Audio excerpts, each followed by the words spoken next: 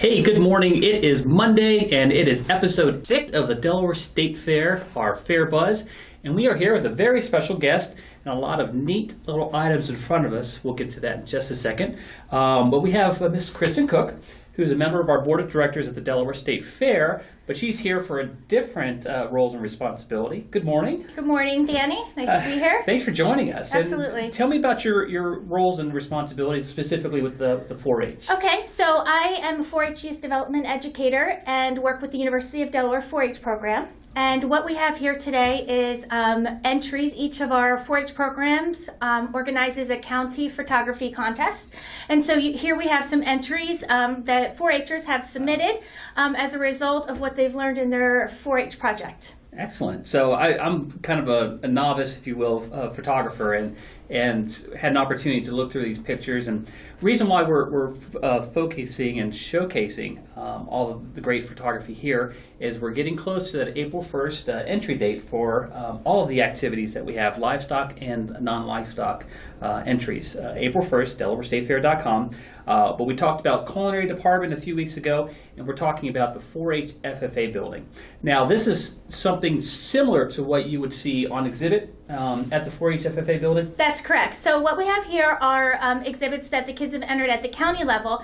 They'll take the information that the judges provide after judging these, and they'll go back to their clubs, and they'll retake photos and improve upon the skills that they've learned so far, take the advice that the judges have given, and resubmit photos that they've improved upon. So this is the county contest, but any 4-H'er can still enter as of April 1st. In the 4-H, there's many different classes, and so they're sure to find something that'll interest them. And photography is one of those things. I think everyone has a cell phone, and cameras are so smart, and the capabilities of those cameras are absolutely amazing.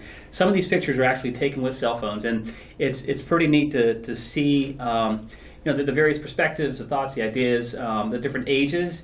And as far as, I'm always amazed at how involved your members are on the 4-H level. And I strongly encourage folks coming out to the Delaware State Fair, July 23rd through August 1st, to stop by the building, because this is a great snapshot, and it's a great look into, and we talked about this before, of who we are as Delawareans. And it really gives us some great landscape shots. It gives us some great nature shots. There's some neat fair photos here, so I was very interested in seeing those.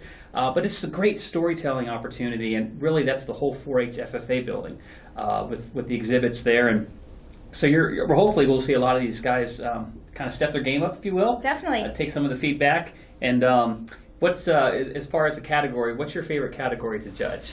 I would probably say animals are pretty fun. Kids are pretty creative, and the critical thinking and the creativity that they come forward with is really amazing sometimes. So I would probably say the animals are probably one of my favorite. But I have a livestock background, so you're definitely your interest is there. Yeah, my interest is there. Absolutely. And if you're not a member of the 4-H, I strongly encourage you to volunteer, and we'll talk about that in just a second. But if you are interested in joining 4-H, there's great resources. Is there a place for someone to go to get more information about? Yes, 4-H? any of the 4-H offices. You can just Google, Delaware 4-H, and you'll find our state office, and they'll direct you to the right place.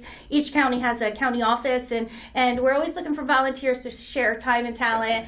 We have all different commitment levels, and so there's certainly a volunteer opportunity for everyone. And that's a great point, because it really is about it's an amazing volunteer organization, and it's about really giving back to the kids and Absolutely. to the youth, and opening up their world of either photography or livestock or arts and crafts. And I keep saying it again, make sure you go to the 4-H FFA building as well as the Dover building during the fair time.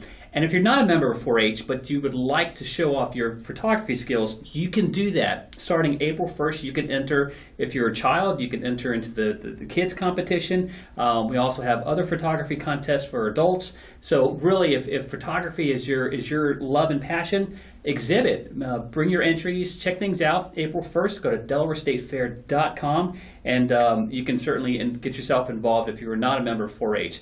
But I strongly encourage you to join and become part of an organization that means so much to the Delaware State Fair, because they're future, and the 4-H members just love, and it's a big part of the Delaware State Fair, as well as our FFA volunteers. So is there anything else you want to add? I don't think so. Hopefully we'll see you through the 4-H building at the 2020 State Fair. Absolutely. We're going to finish up. Tune in next week. We're going to be talking to some of the fair office staff and getting to know them as well. So I'm Danny Aguilar, and Kristin Cook is here of the Delaware State Fair, and that is The Buzz here at the Delaware State Fair.